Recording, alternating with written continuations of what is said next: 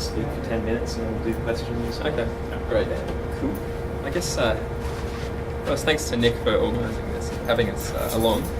We're going to be talking about a tool that these guys built called Party Lines. And it began in an editorial meeting where one of our photographers threw up an idea that I'm sure has been thrown up in a lot of, around pubs and a lot of kind of editorial meetings in the past. And it's, basically what do politicians spend their time in Parliament actually talking about?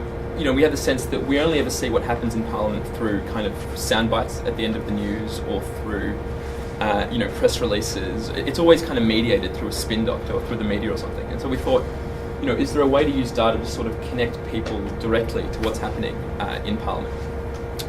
And as the idea developed, we began to realise that we could use it to, firstly connect people to what's happening, and then secondly, allow people to sort of track their issues. So if you're particularly interested in hunting, it's not getting a great run in the media, and you don't really know who's talking about it. But using this sort of tool, you could search for something like hunting and see who's talked about it and what they've said and which parties and how frequently. And then I guess the third idea was that we could use it to see, what was the media missing? Because, the media will have their focuses. For example, they'll talk a lot about, a good example is the day of the apology to mothers who had their children taken from them. It was the same day that Simon Crean sort of prompted a challenge to Kevin Rudd, and so that was what led the bulletins. But obviously in Canberra, a lot more had been happening that day, and it had been completely missed. So we figured with a tool like this, we could help people to sort of figure out exactly what had happened, that day, and come to appreciate, I guess, what was happening in their country's parliament. So that was the idea behind it. How they built it. All right. So I'll talk a little bit about the process we went through to get to this. It wasn't a very straightforward process. So we started off with grand ideas of being on a track. Exactly what politicians are talking about, who's talking about what, how much they're talking about it, so on and so forth. This was one of the mock-ups we did, showed it was kind of focused around themes and people. So yeah, we kind of developed these mock-ups quite a lot, which in retrospect was kind of a bad idea because it meant a lot of preconceived ideas about what we'd be able to do and what kind of functionality we would have and that kind of stuff. So once we actually got to a working prototype phase, we realised pretty quickly using the algorithms that we tried that connecting things to themes just wasn't going to happen. Pulling out we got to a point where we could pull out a phrase in a really in a way that we're reasonably confident with, but single words tend to be a problem. And so we ran into a whole lot of issues.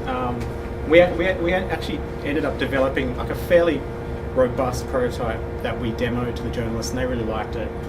And then at kind of the 11th hour, we just had to say to them, look, we don't think it's working. It's not doing what we thought, what we told you it would do. We're not confident about putting it out there. I think we have to have so many caveats and such a massive explanation to the user that I just don't think it's worth it. So we had a bit of a sort of crisis meeting where we decided, okay, well, we need to get something out for the first sitting week of Parliament. What can we do with the data that we've got?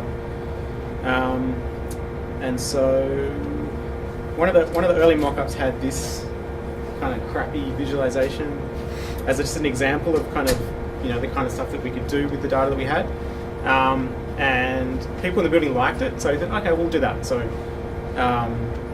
we built Talking Heads, which takes all that Hansard data that we managed to get via Open Australia and do various things like find the most vocal and the least vocal, filter it by party and whatnot.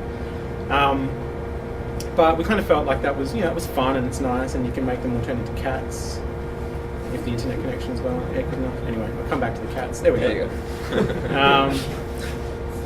Joe Hockey was apparently really upset that the fattest cat was him. I don't know. It's just a coincidence, as far as I'm aware. So the other tool we built was again based on one of the feature requests for the original idea, which was to be able to compare the use of language. And so this is something that we focused on as something that we thought we could do, and we thought would be interesting. And so we went about building that. So if you haven't used it, you can compare different phrases and see like the different parties are represented by different colours, so you can get a sense of, in this instance, like this is probably the best example, like carbon tax, carbon price. You can see the different use of language really clear. It's also good for stuff like seeing the topics that kind of come up really briefly, flare, and then die. So binge drinking, live exports, breastfeeding, natural processing. Do you want to talk a bit about the technical? Yeah. Is there something I forgot? No, I think that's good.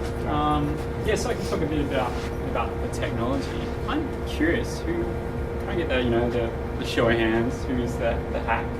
Sort of the hackers. Just kind of wondering how technical. Okay, cool. All right, just curious. All right, well maybe I'll go through the technology sort of fairly quickly. So I guess the first bit was obtaining the data. The data is available as XML exports from one of the government sites, and so very early on in the process, we came across Open Australia, and they've done a lot of work with Hansard with the transcripts, and so they've also had this commitment to release their code open source. So we were able to make use of a lot of their code to pull the data in, to download it, to clean it up, to process it, and it was great working with them and great using their code, and where we could, we tried to contribute some stuff back via GitHub, so that's good. With analysis, once we got the data down, mainly used SQL to kind of see where things were at, just to get a sense of the data. We use R on a lot of other projects, but it wasn't used a lot here. We also used some machine learning packages just to do a lot of the initial text analysis to get a sense of the topics and just explore the data a bit further. For the back end, we used Node, let's talk more about that, but I'll leave it. The main challenge with the back end was, I guess, with party lines, the user could put in an arbitrary phrase, and then we had to search over like 77 million words to and then generate this sort of aggregated result. The results broken down by party and date, and so that was a bit of a challenge. We looked at I looked at so many different technologies, Lucene to Elasticsearch to everything NoSQL, and in the end came back to Postgres because we had a lot of control over the way we could index the data, and that allowed us to do things that we didn't even use Postgres default text searching. And that just gave us a lot of control to do exactly what we were going to do. On the front end, we use Yeoman toolchain. If you do front end development and don't know it, I definitely recommend you checking it out. It's great for doing front end development. Uses Bower for package management. Anyway, you can come and chat to me later about that. What else on the front end? Backbone, Marionette, and then of course D3, which probably so many of you have heard of, for the SVG visualizations, which works great, and had so many things that we could make use of, but mainly it was so extensible. We were able to do, we were able to do almost exactly what we want. We were able to do things like, all the collision detection and making sure the scaling was right so that it was stable across different data, that the circles didn't end up bigger than the viewport, and then doing custom things like the bars and things like that. It was all possible. There's just one more thing I forgot to add about the process. I think that the thing that we took away from this project most of all was in getting it to a working prototype phase, in whatever format that looks like, is probably the most useful thing that we do. And whether it's it can even just be something put together in Google Refine or something, but something that the journalists can interact with and start digging into the data as quickly as possible in the process was, I think, something that we kind of carried across to Yeah, we definitely subsequent. learned from this project about that. Now we make that a priority to get to the quicker we get, as Jamie said, so that the journalists can start playing with the data, the better. I think it's worked since. And also those tools can be used for other things. They can be used to do validation. I mean, definitely, Safi's caught out a few bugs from like some of the other tools we had. And yeah, cool. Go. So, there's 8 questions now. All right. I'll kick it off. So, what did the journalists actually use it for in-house? Did they get all stories out?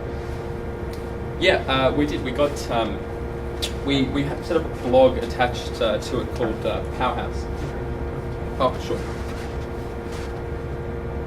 There it is. And we used it to basically compare. I guess the initial difficulty was figuring out exactly what the tool could do. And the main thing that we saw was that we could use it to sort of compare the way that different parties used language in order to kind of shape the debate. So the example that Jamie gave was a good one. I'll go back to it. It was the framing carbon one. Obviously, carbon tax is the way that we just know the government's carbon pricing scheme by. It's the name that's been attached to it. And, if you said carbon tax on the street, everyone's going to know what that means.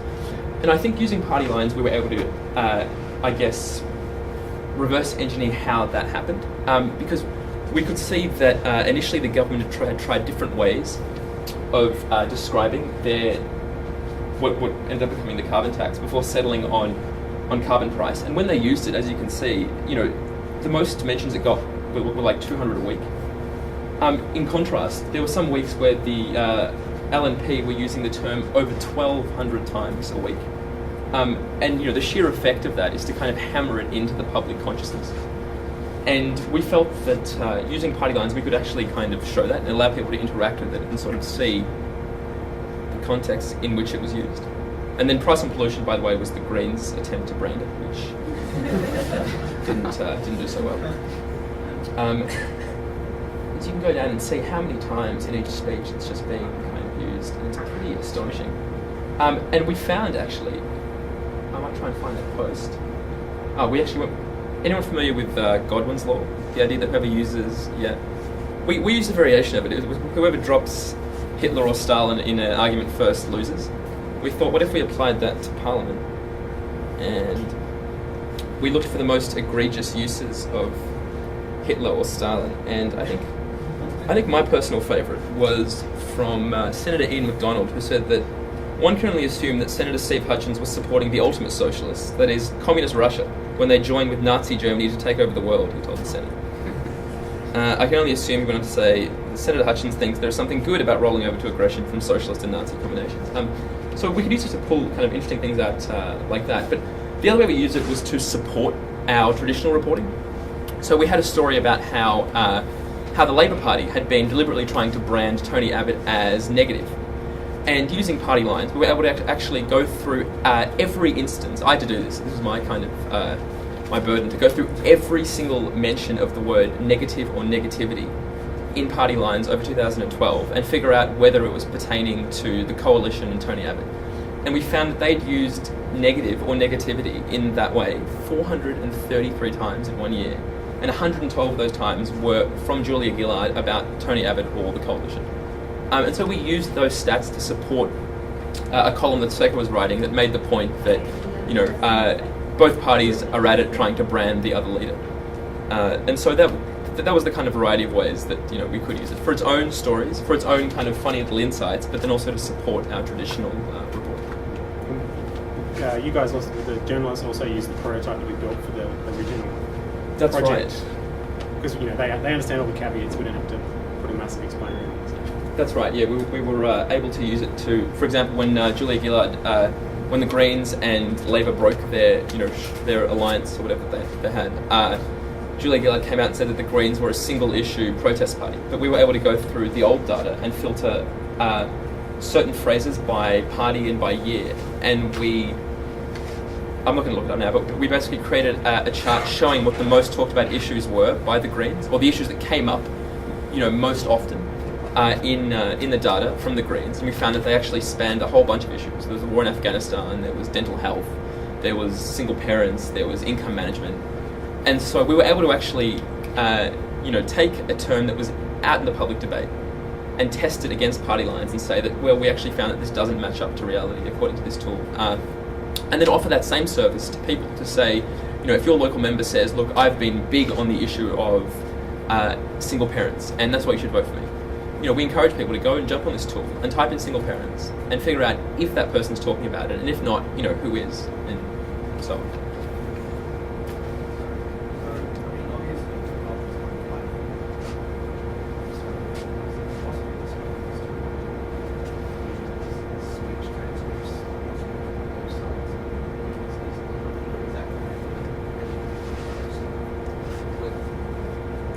Let's do it.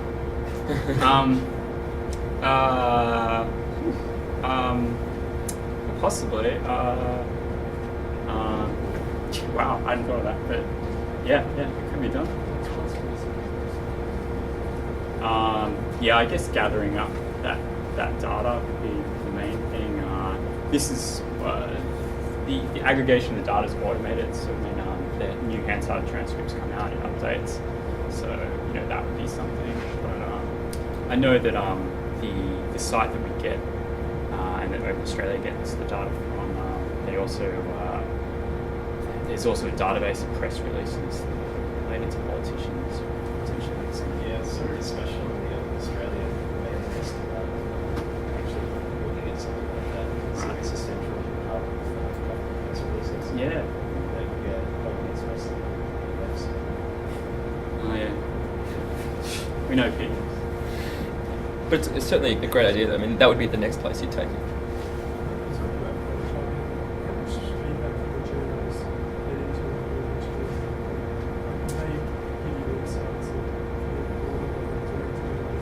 Yeah, I mean, they pretty much drove. I mean, all the projects we do, they drive the idea as much as. I mean, I guess we all collaborate, but. Yeah, I mean, initially it was more. The prototype was helpful in sort of getting them to understand what was possible, and so once they could see what was possible, then the ideas started to come a bit quicker. So like the language comparison, for example, came out of that post-prototype phase. So yeah. Any questions? Would there be a way of reverse engineering the system to find phrases that you hadn't thought of? So things like HacksHackers to find different ways of putting HacksHackers that are in the answer, but you haven't thought of? So you want to search for like a concept and know the other word? Yeah, like related terms, related phrases, that sort of thing. I mean, it's not built to do that. In fact, we had to put in a lot of work to just work with exact phrases. But when we were looking at, when we were initially doing some of the text analysis and trying to pull out topics, that was one potential way we were thinking it could go. And when we ran some of the machine learning stuff over it, you would get more sort of phrases that represented a concept and might actually be tied back to different phrases in the data. But that's that's quite a difficult thing to communicate to a user. It was very opaque. That sort of thing. Presenting that sort of thing, I feel, comes with like a lot of explaining to the user what's going on, a lot of caveats. And even this, in terms of showing it to people, we gave it to, we gave it early to places like the Lowy Institute and said, hey, we have this great tool, you should give it a go. And we kind of thought that they would come away with a bunch of ideas, and found that in fact they did. They would type in defense, type in kind of war, and then they, that's it. It's I'd say what BJ's saying is kind of spot on. That kind of communicating to people the potential of the tool is something that is tougher because we only saw it, like we the journos only kind of saw its potential after sitting with it for kind of an hour and typing in different terms, and, sitting around a table throwing ideas around. So, yeah. Can I just ask a quick question about how you were picking up the phrases? I might have missed it earlier, but when you had before carbon price, does that also pick up the phrase price on carbon? That's how I would Yeah. in my head. It doesn't. It does. It does like they call it like stemming, so carbon pricing, stuff like that. handles all those variations. But no, it won't do that because when you get into that sort of thing, then you have to know that phrase represents a concept, that other phrasing also, and you get into more complex machine learning that's very hard to communicate to the users. And I guess the way to do that would be to type in carbon price, but then also type, every one of those terms. Oh yeah, you could tax do on that. Carbon.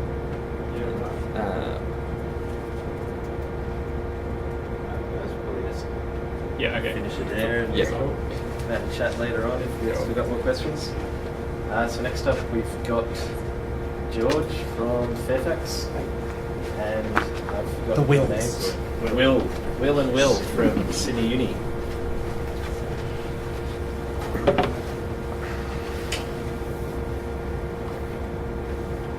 And just speak up if you could. Yep.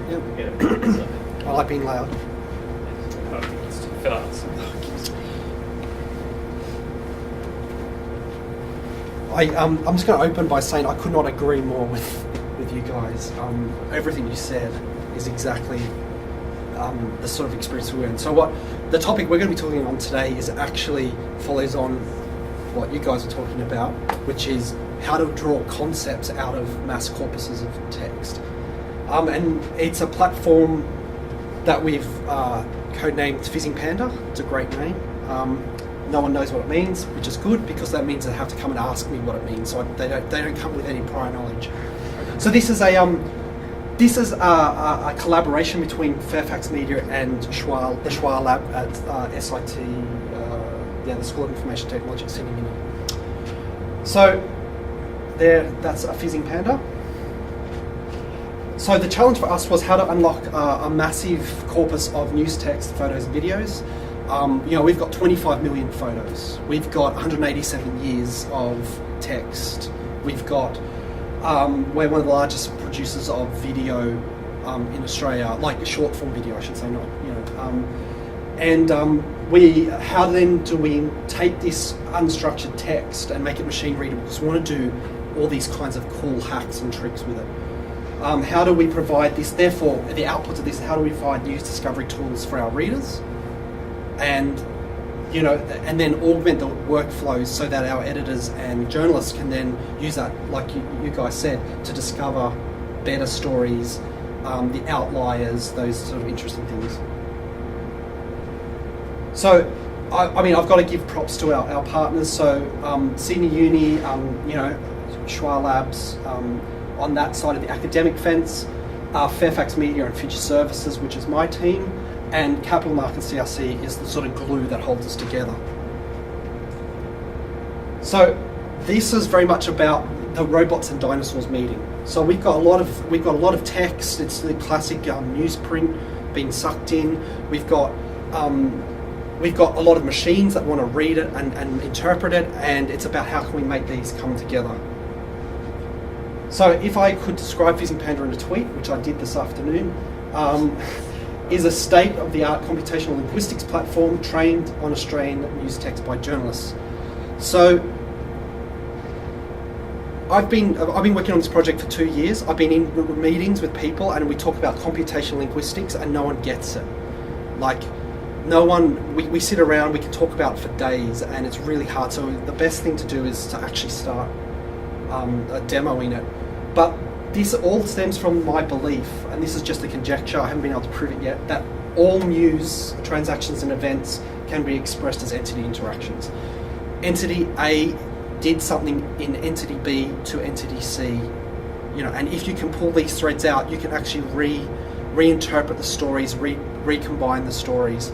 I'm not talking about creating news from a corpus of work, I'm talking about finding ways of linking the news together, and then therefore once you've got that, we can actually do things like recommendation, personalize, identify entities inside based upon strings and mentions.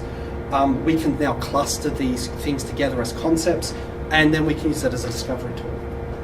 So the rest of the time, we just want to demo the hell out of this thing. So who has seen... Sorry, I've just got to... by not having both.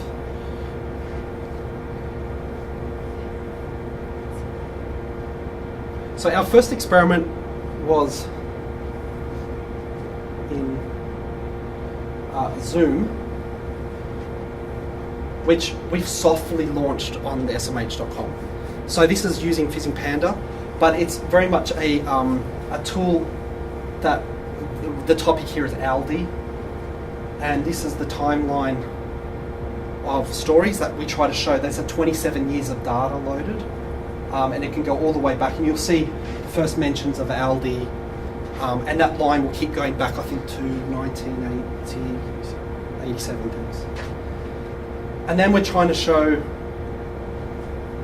this is purely by machine learning, we're trying to show what are the topics associated. And you can click on that and drill down and keep going and discovering what is Woolworths and see their timeline, and what's the difference between Woolworths Limited and Woolworths Group as it's presented in the news and lots of stuff. And then this is kind of to tap into sort of the photography and the rich content, like the Pinterest style. So we wanted to keep pushing that, and we're now looking at trying to take the same view. This is just all experimental stuff. This is not live anywhere. And we're going to say, well, we're going to pull out the concept that is Labour politicians, and then look at how the news is clustered throughout time. So you can see that we're starting to pull out eras based upon which politicians were talked about when. Which I actually think that's really cool. I really like that visualization. And when you start doing things like looking at telecommunications, you can see where that Telecom Australia died and Telstra was born and all that sort of stuff. So you can actually see transitions quite well.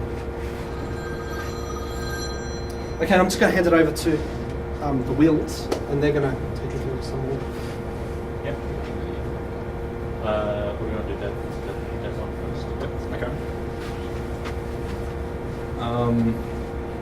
So, before Zoom, internally at Sydney Uni we had a demo of this. So we've been working on it for about 2 years. We haven't had 27 years of data for a long time, but this demo that we have here is based on two years of data or something like that. So a bit of a description about what we're actually doing when we talk about computational linguistics and concepts and all that sort of stuff. We've taken a dump of Wikipedia, and we use Wikipedia as our entity source, and we do a bit of machine learning over each Wikipedia pages to determine whether it's a category page or if it's actually representing a concept, person, location, or an organisation or a topic. We do some link analysis to work out all the names that can be used to express or to refer to a certain concept. We do other analysis based on links inside of web pages, and we have lots and lots of different ways of building up a list of aliases for each concept that we look at linking. When we take news text, the first process that we run is called named entity recognition. Named entity recognition just tries to find spans of text that could refer to a concept, could refer to a person or a location or a topic. The next step is called named entity linking, and that's the process of, given a bit of text in a news article, trying to determine which of the concepts we know about. We know about 3.9 million concepts. Which of those that particular bit of text is actually talking about. So if you see the string John Howard, it could, in an Australian context, refer to John Howard, the ex-Prime Minister, or John Howard, the Australian actor. And we look at the context that the John Howard appears in, the other entities that we've linked inside of the article to try and determine whether it's about a politician or whether it's about an entertainment person. And we're actually quite good at this. We're the second best in the world at doing this. So, yeah, we're pretty happy at how good the technology actually is. Who's the first best? Microsoft Research. They paid their budget's bigger than ours. That's right. And when they say best, I mean this is independently tested at the NIST text conference that yearly. So there's a Grand Prix to do this. It's not just us going we're second best. Actually, really, it is the second best. So I think the Microsoft system is actually based on a kind of running sort of live commercial system that adapted back for this sort of shared task to value that person. So it's pretty decent. So one of the obvious things you can do given a concept is just see the articles that concept has been mentioned in, and that's kind of the whole point of Zoom. Given a concept like Audi or John Howard, you want to see all the articles mentioning that concept, and that's what we have here. But another view that we have, and this isn't actually part of Zoom, but when you click through to an article, we're highlighting all the linking decisions that we've made in this article. So the different colours are the different types of entity. So I guess that sort of pale blue that we can't really see is the people, and then get back to, I think, locations as well, organisations and topics, and miss. Yeah. So there's some interesting things that we do with the Wikipedia concepts. So Wikipedia concepts, if you're looking at people, locations and organisations, they're quite obviously concepts. But one of the requests we had from Fairfax was to also look at topics, and that's things like carbon tax. Tax on carbon. Yeah, tax on carbon. Batting average is apparently a topic as well. At the moment, we're relying on Wikipedia having a mention of these topics for us to know that we can actually link to them. But one of the things that we're doing with Fairfax is the editors and the journalists, as they're writing a story, are going to start annotating the linking decisions that we make. So if we incorrectly link John Howard to the wrong John Howard, they can fix that up, and the system learns from that. If we miss out a topic, the journalists can add it. That's 10 minutes, it's not recommended. Yep. Okay, on that, I guess. Okay, so this is a really kind of much more alpha application that we've come up with.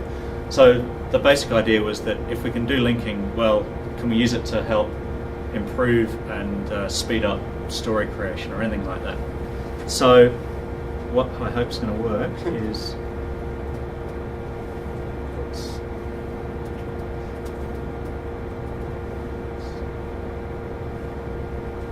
so you can see as I was typing live, we were analysing it in real time and producing some links to there. You know what? It doesn't know about it because I've spelled that wrong. And you can see we've hyperlinked it there. There is a stray bracket, but don't worry about that. And then we've also got the entity sort of panel on the side. Also, it's okay. Another thing we can do is that because we're using Wikipedia, Wikipedia has all sorts of information about these entities. So I can use macros like age, and it will just go and automatically put that in. Let's see.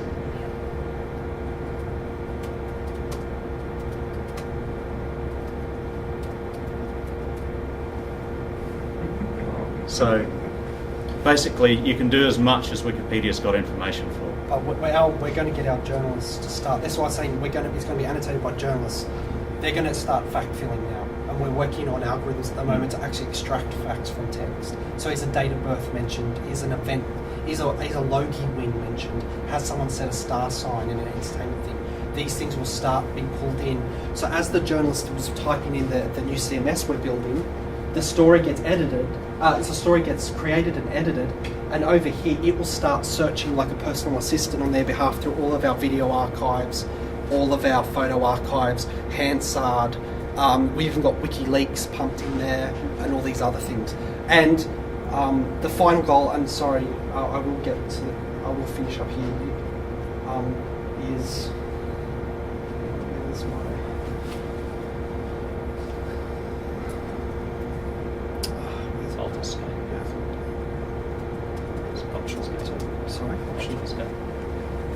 Option escape.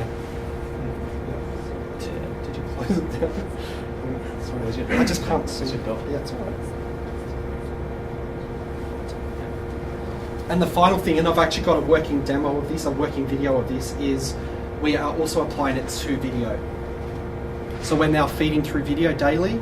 We're pulling out faces. We're OCR text reading off the thing. We can identify where Tanya Pilbasek is speaking. Audio, and so we're doing audio voice printing. and we're doing facial recognition. So soon when you do a story about Tanya Pilbasek, we'll also recommend every video we've seen on her, and every time she's spoken in text, every time she's spoken in Parliament, Hansard, all that sort of stuff. So we're still a way to go. We're working with QUT on that, but the system is close. The API is RESTful. We can, we can talk about access to it if people want. Anyway, that's it. Any questions? Or it's a big system. Been worked on for a long time. Right. Sorry, it doesn't work with Methode. It's RESTful. So if Methode can make call outs to that, then go for it. I have nothing nice to say about Methode. So. The Zoom soft launch, is that currently like a template, or is someone actually editing what appears? Like, is it just automatic? Yeah, so we've got an editor that just picks topics that they think is sort of partially relevant or has a good example. Zoom is a very soft launch. We've done no publicity on it. It's very much beta. In fact, a lot of our own journalists internally have never even heard of it. But this is a bit of a change of direction for Fairfax. We petitioned to be allowed to put up something that was clearly not ready yet, to be publicly tested. And we know, and it's right down the bottom of the page, we know that it's only other data nerds that are looking at it. And you can actually go in and put any topic you like. You just got to put the right magic string at the top, and the magic string's gotten from Wiki. So if there's a topic you haven't got, put it in there, and you can get a JSON feed for that. I'm just more thinking, like, is it possible to actually edit how information gets put in, so you have the timeline that you have mentioned? That's templated at the moment. Can you explain the magic word? So you had /out, and you're saying it was Slash something. John Howard. Right. John _ Howard. You need to be specific. Yeah, it's case sensitive. Right. And for disambiguation, we follow the Wiki disambiguation standard. So basically, if you can find the Wikipedia page, just Take the take the slide. name and replace space with parentheses. Just do parentheses. It does now. Yeah. That was a launch bug. That was interesting. So even though we're using Wiki as our seed, our goal is to actually start generating our own pages with our own content, sourced by, in our own way.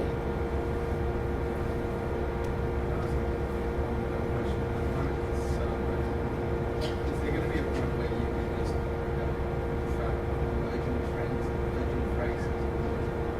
Yeah, that's the holy grail, right? Yep.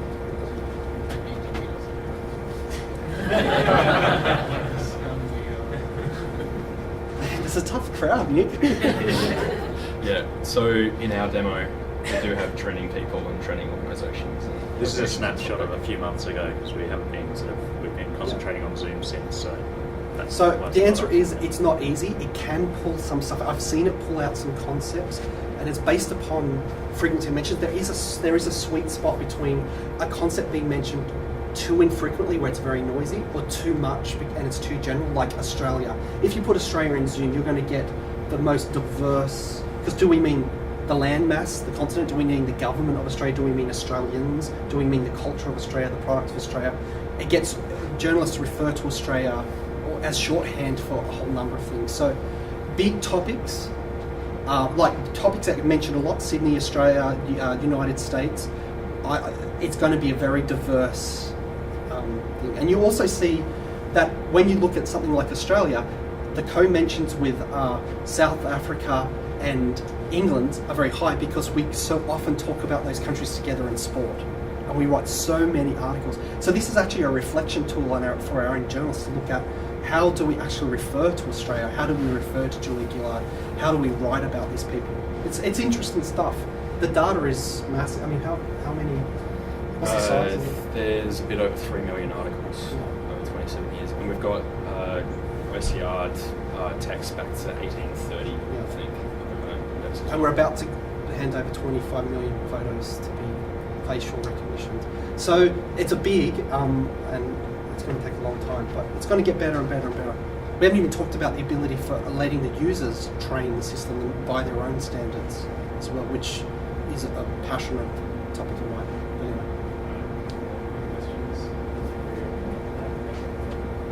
What about relationships between entities? So if you go into the Julia Gillard page, spouse, and then other prime ministers, and then Yeah. couples. Yeah. So we haven't got them named. The system can identify because they're so often talked about. This is where a journalist, when they go to file a story, might say, this is an interesting relationship that we've never seen before. Can you just give a single name to it? Now we can't force journalists to do that, but we hope that researchers and other systems, because we might be able to download a list of celebrities and their spouses kind of thing and just preload that, if you know what I mean. It depends on the data. So here you can see the relationships, topics, quotations. This is automatically pulling out photos of Julia Gillard. No human has been involved in putting these topic pages together. It's just completely automated. WikiLeaks, unfortunately, we're loaded. Julia Gillard isn't mentioned in WikiLeaks, so it's empty. The topics she's been associated with, which we can also get from Hansard, how often does she say certain words? Discussions, social media mentions of Julia Gillard. And all of this is to provide a nice workflow tool for the journalists to start, because they don't have time to sit and read through 25 different social sites and follow this Twitter feed and look up that photo feed and syndication. We're syndicating more and more content and all that. And we want to give them access to as many of these sort of research assistants as we can, pull it right into the editor, let them drag it in saying, I didn't know we'd just finished putting up a video on Julia Gillard talking about carbon tax, because I don't have time to watch 25 videos that we produced in the last hour. But here, this recommends this video because we're audio keyword spotting the word carbon tax, and we know that it's Julia Gillard's voice. Or in a radio interview or something like that.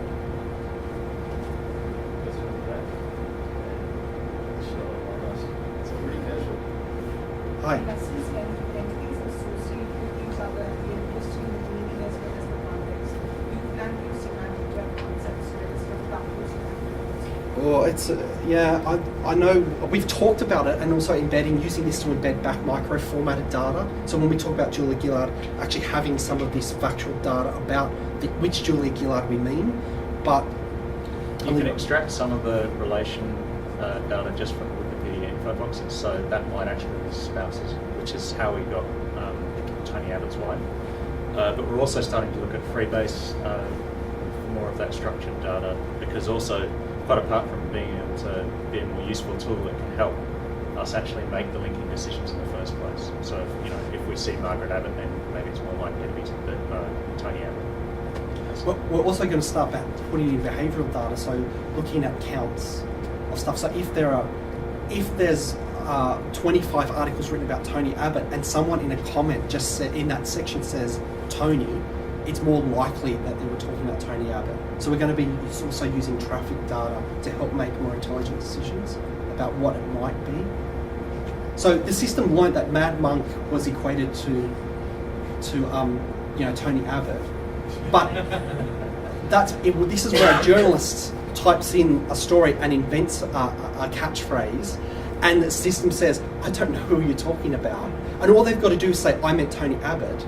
And that's it. From that point on, the system goes back and looks through all the corpus of work and learns, have we used Mad Monk before? And now we'll include Mad Monk in the search for Tony Abbott. There's a lot of legal problems around this, we're quite aware of. But you can search now for just K-Rudd, and you will get articles that never mention K-Rudd, but actually say the Honourable, Kevin Rudd, because they're synonymous now in our system. Anyway, so it's really interesting stuff. Sydney Uni guys are really good at what they're doing, and I hope we're going to start demonstrating. In the next 6 months, you'll see a lot of products coming out that start tapping into making the news semantic. Sorry to open Pandora's box, but what are your current thoughts about the intellectual property of the data, the linkages, potential contribution back to public databases? My personal thoughts, or do you want me to speak with my Fairfax hat on? A bit of the Fairfax hat, like what does the organisation feel the usefulness of this data is outside the organisation? Well, and how it will interact? it's a bit of a mixed bag. It depends who you ask. There's a lot of people internally who would like to see us put this API up well documented and say go for it. As long as you use it for non-commercial purposes, then feel free. Feel free to annotate links. Feel free to draw and create your own categorizations. And here's some categorizations we've discovered in our text. I would love to start adding more data from other sources that people want to bring their own data to it. But that view is not shared by everyone. And I don't really know which side's going to win, if you know what I mean, at the moment. How much is the government's approach influenced? We started working on this 2 years ago, so I mean, I admire the Guardian a lot, and they certainly shape me and how I do my data visualizations now. But honestly, I haven't even thought about the Guardian for this part. Our biggest sort of, I can't speak for these guys because they've been working on this stuff for a lot longer. My biggest hero in this was Thomson Reuters with Open Calais, but Open Calais was just not accurate enough for what we wanted to do. Our journalists would not like to have all these suggestions that could be this, might be that. This is more accurate, demonstrably more accurate, but it's still not perfect. We've got a long way to go. Cool. Just want to take. I'm just going to talk about a couple of recent projects and some of the thoughts behind them, as well as some extremely hypothetical ideas for the future.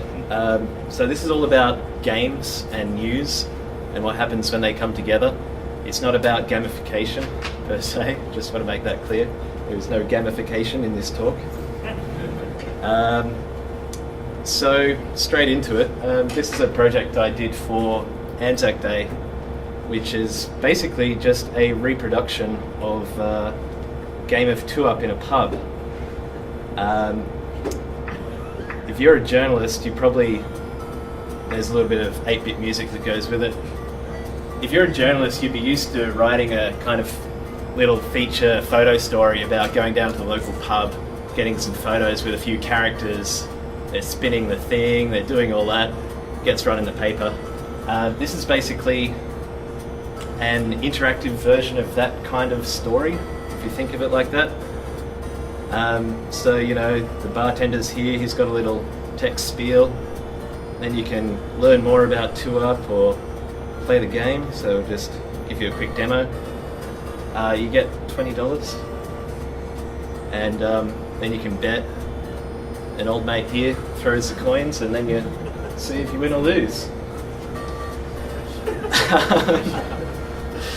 So that's kind of the gist of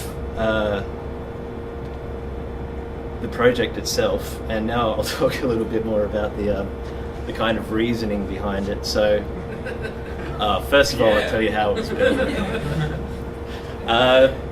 Mostly the JavaScript. If you're really interested, have a chat after, but the usual suspects, jQuery, of course. I used a little library called Sprightly for the sprite animation, although there was liberal use of animated GIFs, or GIFs. I also used Sound Manager for the audio, which I highly recommend. It's a very nice library. This is basically the same story, but in a more traditional format. So I grabbed this off the Canberra Times, who actually ran this Anzac Day. So, old mate in the hat. Completely unrelated to my guy, but that's how it would go in print world. Some of you might recognise this. Anyone? Monkey Island fans here? Yes? I am rubber.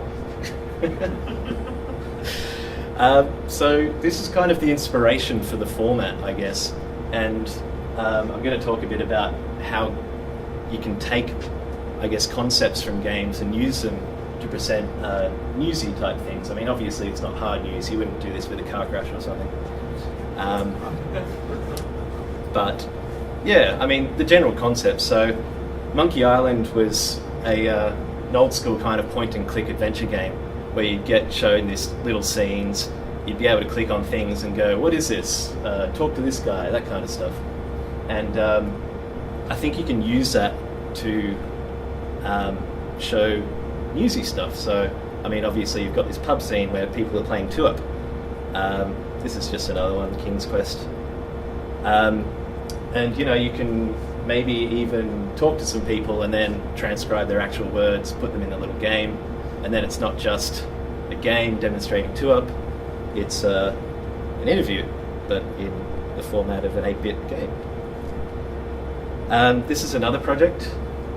For Melbourne Cup, similar idea. What I actually really, I'll just show you how it works first. Actually, got sound on this. That's both at once. Yeah. So Melbourne Cup, everyone does really similar stuff at Melbourne Cup time, and we just wanted to do something a bit different. So we got all the data of every Melbourne Cup winner ever, and kind of line them all up in this game. So you can grab any winner of the Melbourne Cup and they'll race. You won't go for the entire full time of the actual Melbourne Cup, but the interval between the two horses. The interval between the two horses at the end is accurate, as if each one had run their winning times in the same race. And I kind of abstracted that down a bit because I didn't really want people to have to sit there for 5 minutes or whatever it is while they waited for these little horses to go around. Do you have a Tom Waterhouse sprite? No, but I might add that for next year as Maybe a Doom guy? That'd make a good Easter egg, actually, or a horrible Easter egg, depending on how you look at it. Yeah. So this particular one was just inspired by, same as before with some tween stuff. This was inspired by the New York Times Every Medalist thing. You're probably all familiar with that. It's one of my favourite infographics / video / everything. Where they actually lined up every winner's time and put them on a track as if they were running. So initially I wanted to do something like this to Melbourne Cup, and I'm like, we should do that thing that the New York Times did. And I was like, well, we could do that, or we could do something a bit wackier. And we went with something a little bit wackier. Here's just some concept art from an old game that I used when I was putting it together. Bonus points if anyone can tell me what game it is, but it's pretty obscure. No? You'll never know. So just a few more points onto the whys. Like I was saying with the Melbourne Cup one, novelty is a big point of difference. So often the Melbourne Cup coverage, it's pretty similar. You've got maybe a couple of talking heads before the race. You've got people talking about what it's going to be. You've got some videos. If you've got a good graphics team, you'll get some nice kind of visualizations of all the data involved. But if you can come up with something different, then you can stand out from the crowd. So that's always a good thing. It's fun. Not many things in news are fun. Mostly because news is pretty serious, but these kind of eventy type things, they're not that serious. Like Anzac Day, sorry, it's very serious. But Two Up in the Pub is a little less serious. I should, qualify that before someone tweets me out of context. So yeah, it's making it fun and engaging, which is not something that you often get on a news site. In the case of Two Up, it's an actual demonstration of the game, albeit a pretty stripped down one because I couldn't fit in all the different aspects. Like, if you actually play it in a pub, you usually get to be the spinner, throwing the coins. But there are side bets on the side, so that's just what I chose to do for simplicity's sake. And of course the actual differences in speed, so from that point of view it's still sort of like an infographic, but obviously you wouldn't look at that if you wanted to see all the times compared or something like that. You obviously wouldn't do it for everything. Like I said before, some stories just wouldn't lend themselves well to it, but some would. In terms of results, the traffic was okay. It wasn't earth-shattering. We do better traffic with the gallery with 50 photos in it for a big event, but the time on page was massive, so there was obviously a lot of engagement there. And the last thing I wanted to talk about was opportunities for sponsorship, and this isn't something that gets talked about much, but in this world, if you're a journalist and you can bring some extra dollars to the table every now and then without compromising anything ethically, then I think you're gonna, maybe do a bit better for yourself here and there. So I just kind of added in this badly rendered version of the Vegemite logo just to see how it would look. But that's just like a concept, so it doesn't really affect any of the actual functioning of anything, but maybe you'd make, some bucks out of it. I don't know. That's just an idea, by the way. I've never actually done any sponsored stuff. And now this is just some, hypothetical kind of big idea type stuff. So like I was saying before, you could actually go to the pub, you could interview people, you could ask them about TwoUp, and then instead of doing your little Vox Pops articles, you could make them all clickable and they could have little dialogues like you interviewed them. So I've just done this mock-up where this person has been interviewed and they've just asked, what do you think of TwoUp and have you won any money? Like you would go down to the pub and ask normally on Anzac Day if you got the job of doing the Vox Pops. And that just kind of draws out that concept of the point-and-click mechanic from the adventure games, where you can kind of explore the environment a bit more, you can talk to people, you can find out things. Maybe you could talk to the barman a bit more and find out more about the history, or, link with the Anzacs. Maybe this guy in the hat is, really unimpressed with the whole thing, who knows. So you could actually put real interviews in there, I guess. And that leads me on to the idea of branching non-linear dialogue. So I think this is something that never really happens in journalism, but could. Here I've got a screenshot from Mass Effect, another game. This is very nerdy talk, I'm sorry.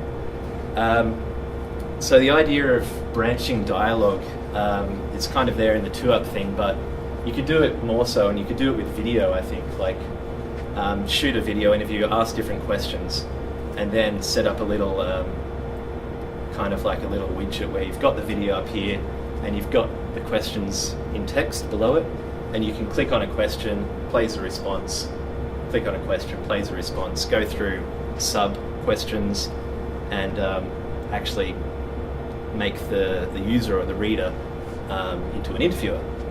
I'm not saying this would be the best thing to do in terms of revolutionising video, but I think it would be interesting to try. If this means I can play every 6 of 30 hours, Yeah. So that's just another idea with drawing out game mechanics. You can recreate environments, so you can maybe take the scene of something, like something a bit more serious even. Let's say, you went to the site of 9/11 or something like that, and you could, I think someone actually did this, you create the scene itself and you can explore it and click on things and talk to people, investigate different points and what happened there and that kind of stuff. And one thing that I thought about is a lot of the work has actually already been done by people. So for example, Google Street View, you can upload your own panoramas into there.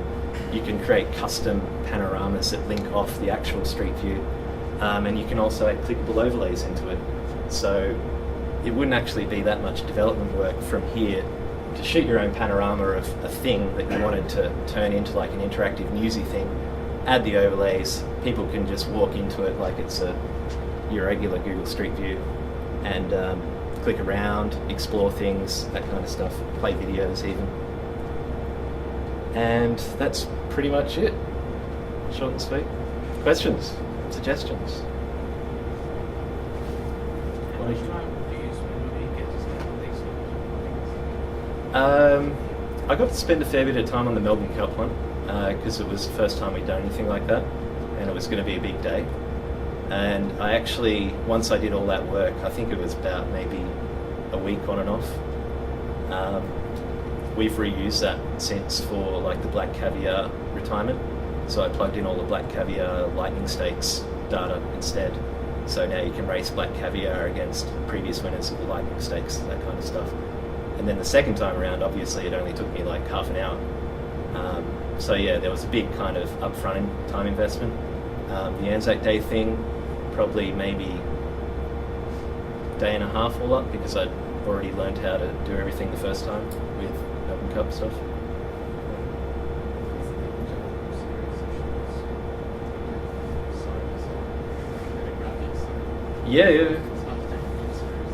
Yeah, definitely.